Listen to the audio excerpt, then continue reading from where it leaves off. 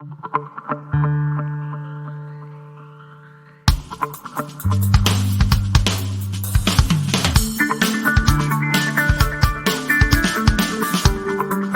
UNED.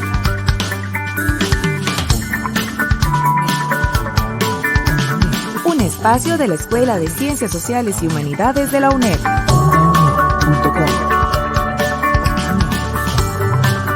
Hasta donde estés. Onda UNED. Acortando distancias.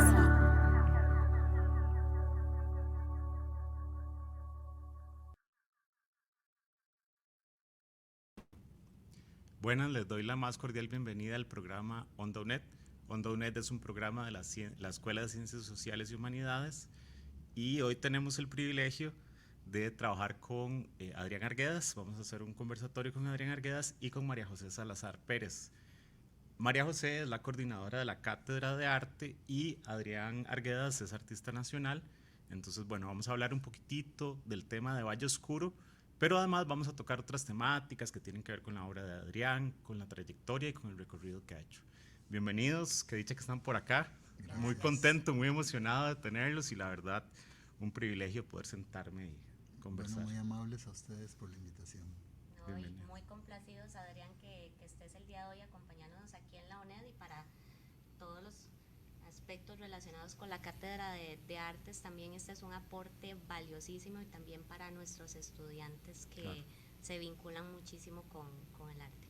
Muy agradecido, de verdad. Hablábamos fuera de cámaras de la importancia de documentar y de llevar estos registros, ¿verdad?, de lo que ha pasado, que a veces se nos pierde entre tanta cosa que hace el artista.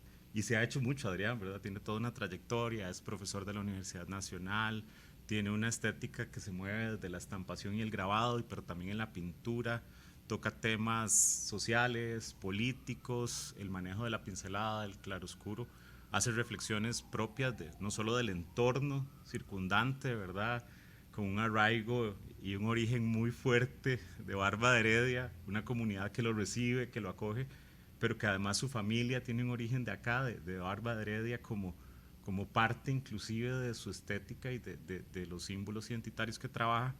Entonces, bueno, sí, muy contentos de hablar de toda su trayectoria y de lo que ha hecho, pero también esta exposición que sucede en el Museo de Arte Costarricense nos movió a muchos, ¿verdad? Inclusive hablábamos de costarricenses fuera del país que están haciendo proyectos interesantísimos que vamos a tocar al final de la entrevista, pero bueno, entonces, Mari, tal vez empecemos con temas como que son ejes conceptuales importantes en Costa Rica, en el curso, en la asignatura, perdón, de Arte y Cultura Popular, Costarricense. Y justamente la Cátedra de Artes tiene esta asignatura que se da en estudios culturales en el programa de Humanidades y hablamos y abordamos diferentes temas, pero se aborda principalmente como hacia la segunda mitad de la asignatura, arte y artesanía, que son temas que son valiosos, pero que también son difíciles de comprender porque tenemos muchos preconceptos y sé que se abordan desde el arte de maneras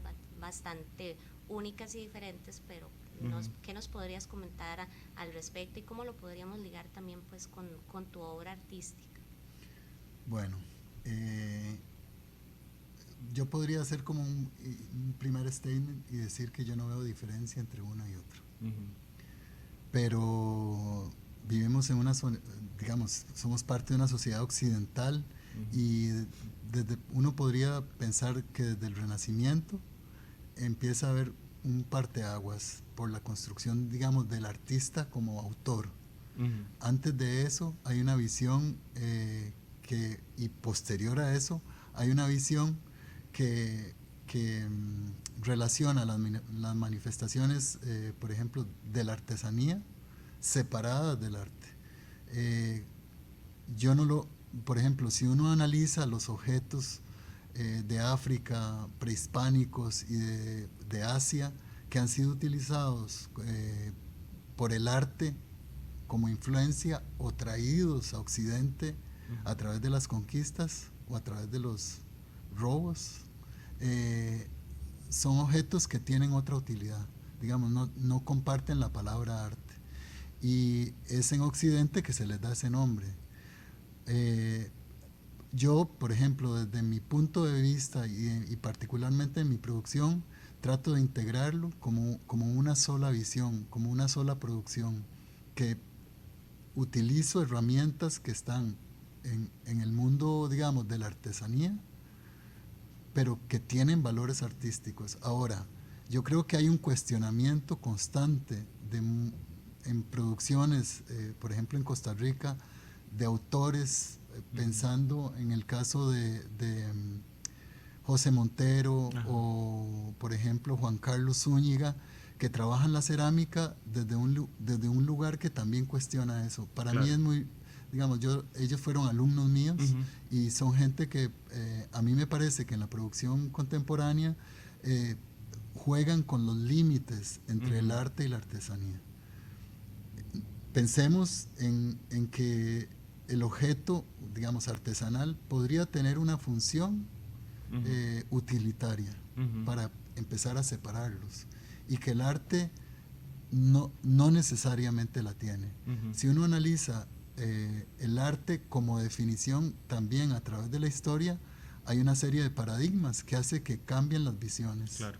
Y hay momentos donde se cuestiona, digamos, por ejemplo, si pensamos en Walter Benjamin como un pensador, claro, alrededor del arte, también cuestiona esa, digamos, esa aura que fue construida en el Renacimiento, claro, con la autoría, y con un proceso de industrialización empieza a cambiar.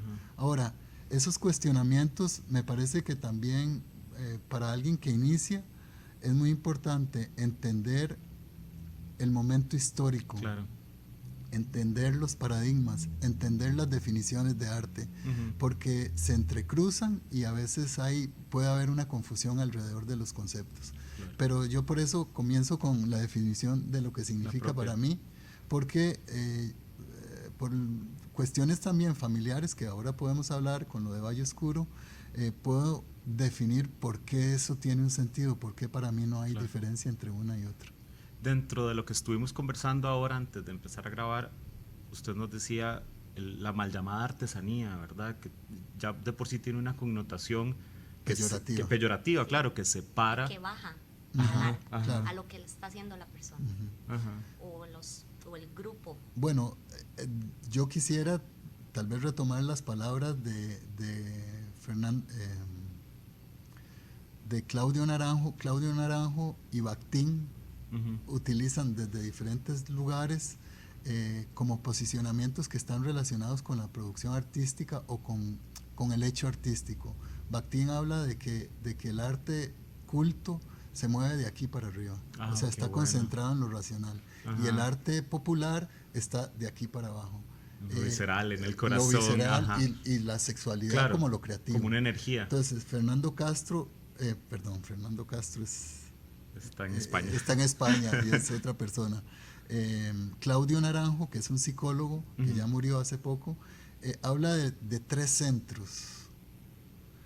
Digamos, el ser humano integral, él plantea que es un ser humano que piensa con la cabeza, que piensa y siente con el corazón, y un ser humano creativo donde están toda las vísceras y toda la parte creativa que está en la sexualidad. Que es pasional, casi que por definición es pasional. Bueno, yo aspiro a un arte total, digamos, en ese sentido de trabajar con los tres centros. Y creo que la humanidad, sobre todo Occidente, ha concentrado esos pensamientos en la cabeza. Sí. Yo creo que nuestros países han demostrado a través del tiempo que hay formas, digamos, de resistencia, por ejemplo, como estos dos muchachos, claro, autores, o en la mascarada popular, que también vamos a hablar ahora. Claro.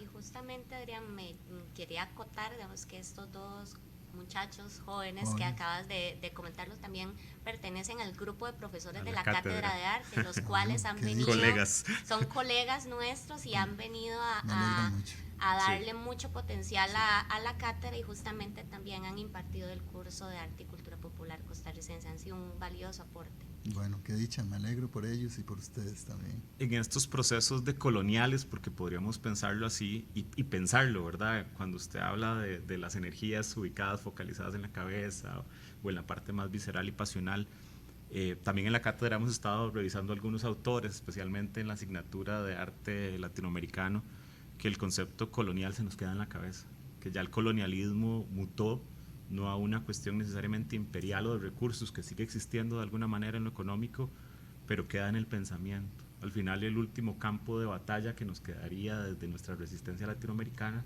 son las ideas.